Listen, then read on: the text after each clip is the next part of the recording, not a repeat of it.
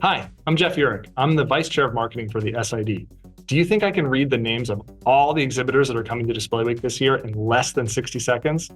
Let's find out. Okay.